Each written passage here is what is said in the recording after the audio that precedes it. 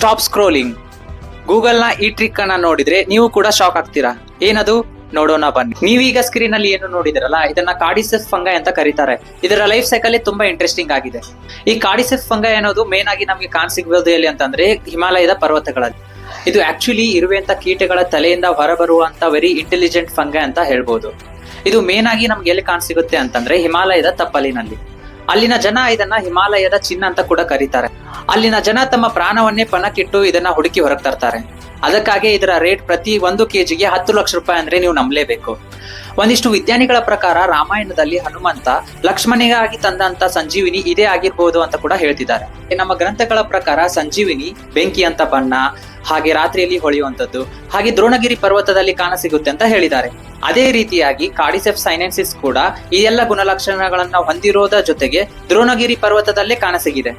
ಅದಕ್ಕಾಗಿ ಅಲ್ಲಿನ ಜನ ಇದಕ್ಕೆ ಮೃತ ಸಂಜೀವಿನಿ ಅಂತ ಕೂಡ ಕರೀತಾರೆ. ನಾವು ಕಾರ್ಡಿಸೆಪ್ಸ್ ನ ಬಗ್ಗೆ ತಿಳ್ಕೊಳ್ಳೋಕೆ ಮುಂದಾದಾಗ ಇನ್ನೂ ಮೈಂಡ್ ಬ್ಲೋಯಿಂಗ್ ಫ್ಯಾಕ್ಟ್ಸ್ ಗಳು ನಮಗೆ ಗೊತ್ತಾದವು.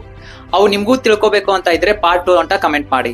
ಇನ್ನು ಮೇನ್ ಟಾಪಿಕ್ ಬರೋದಾದ್ರೆ, ನಾನು ಸ್ಟಾರ್ಟಿಂಗ್ ನಲ್ಲಿ ಹೇಳಿರುವ ಗೂಗಲ್ ಟ್ರಿಕ್ ಏನಪ್ಪಾ ಅಂತಂದ್ರೆ, ನೀವು ಗೂಗಲ್ಗೆ ಹೋಗಿ ನೆಕ್ಸ್ಟ್ ಅಲ್ಲಿ ಗೂಗಲ್ ನಲ್ಲಿ ಲಾಸ್ಟ್ ಆಫ್ ಅಸ್ ಅಂತ ಸರ್ಚ್ ಮಾಡಿ, ಅಲ್ಲಿ ನಿಮ್ಗೆ ರೆಡ್ ಬಟನ್ ನಲ್ಲಿ ನಿಮ್ಗೆ ಮಶ್ರೂಮ್ ಕಾಣಿಸಿಗುತ್ತೆ.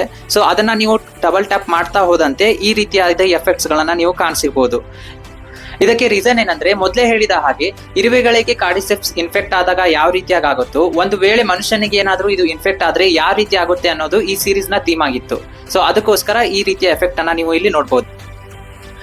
ಐ ಹೋಪ್ ಈ ವಿಡಿಯೋ ನಿಮ್ಗೆ ಇಷ್ಟ ಆಗಿದೆ ಅಂತ ಅನ್ಕೊಳ್ತೀನಿ. ಇಷ್ಟ ಆಗಿದ್ರೆ ನಮ್ಮ ಸ್ನೇಹಿತರಿಗೂ ಕೂಡ ಶೇರ್ ಮಾಡಿ. ಇಂತಹದೇ ಇಂಟ್ರೆಸ್ಟಿಂಗ್ ಫ್ಯಾಕ್ಟ್ಸ್ ಗಳಿಗೆ ನಮ್ಮ ಪೇಜ್ ಅನ್ನ ಫಾಲೋ ಮಾಡಿ.